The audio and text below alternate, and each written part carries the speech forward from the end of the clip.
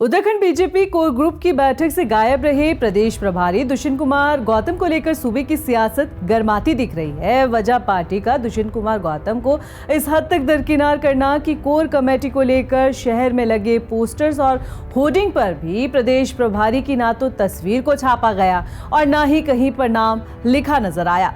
इससे भी हैरान कर देने वाली बात तो ये है कि ऐसा पहली बार हुआ है जब प्रदेश प्रभारी की गैर मौजूदगी में कोर कमेटी की बैठक को बुला लिया गया हो, जबकि प्रभारी तो विशेष आमंत्रित सदस्य के तौर पर शामिल होते हैं। तो क्या मान लिया जाए कि 2027 के चुनाव में दुष्यंत कुमार गौतम से उचित दूरी ही बीजेपी की मजबूरी है? सूबे में बीजेपी प्रदेश प्रभारी दुष्यंत कुमार गौतम एक बार फिर से चर्चा में आ गए हैं और इसके पीछे की वजह है कि प्रदेश प्रभारी का पूर्व राष्ट्रीय अध्यक्ष जेपी नड्डा की अध्यक्षता में हुई कोर ग्रुप की बैठक से दूरी बनाना। बता दें कि इस बैठक में ना तो प्रदेश प्रभारी दुष्यंत कुमार गौतम शामिल हुए और ना ही सह प्रभारी रेखा वर्मा, जबकि प्रभारी तो विशेष आमंत्रित सदस्य के तौर पर शामिल होते हैं।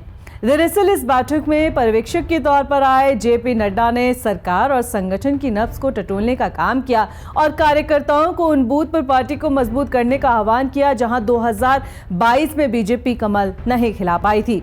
बैठक में संगठन के आगामी कार्यक्रमों पर भी चर्चा हुई, लेकिन बिना प्रदेश प्रभारी के हुई कोर ग्रुप की बैठक सवालों के घेरे में आ गई, क्योंकि बात सिर्फ प्रदेश प्रभारी के गायब रहने की नहीं है। जरा अब इन तस्वीरों को देखिए।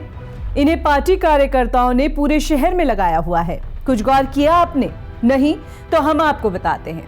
पार्टी ने दुष्यंत कुमार गौतम को इस हद तक दरकिनार किया हुआ है कि इन होर्डिंग और पोस्टर से प्रदेश प्रभारी दुष्यंत कुमार गौतम नदारद है। ना तो कहीं तस्वीर छपी गई है और ना ही कहीं पर नाम लिखा गया है। सियासी जानकार मानते हैं कि ये तब से शुरू हुआ जब पूर्व बीजेपी विधायक सुरेश राठौर की कथित पत्नी उर्मिला सनावर ने अंकिता हत्याकांड से जुड़े ऑडियो को जारी किया था, जिसमें उसने दावा किया था कि अंकिता केस में उस रात का वीआईपी दुष्यंत कुमार गौतम था। इस मामले की तूल पकड़ने के बाद उत्तराखंड बीजेपी ने अपने प्रदेश प्रभारी दुष्यंत कुमार गौतम को संगठनात्मक कार्यक्रमों से दूर रखना शुरू कर दिया।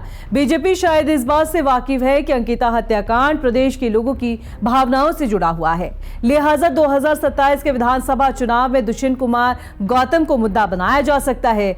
ऐसे में यह भी मान लिया जाए कि प्रदेश प्रभारी को पद से हटाए जाने में बस कुछ ही वक्त बचा है तो शायद गलत नहीं होगा, क्योंकि अब चुनौती नए प्रदेश प्रभारी के सामने खड़ी होगी, जिसे बीजेपी आला कमान उत्तराखंड की कमान सौंपेगा, क्योंकि प्रदेश में चुनावी साल चल रहा है। ऐसे में नए प्रभारी के लिए सबसे बड़ा चैलेंज होगा पार्टी को 2027 का चुनाव जिताना। उससे पहले इस कम वक्त में प्रभारी को उत्तराखंड की राजनीति को समझना होगा, अंदर खाने गुटों में बटी बीजेपी को साथ लेकर चलना होगा, नाराज लोगों को मनाना होगा। यदि ऐसा नहीं हुआ तो बीजेपी के लिए 2027 का चुनाव मुश्किलों भरा हो सकता है।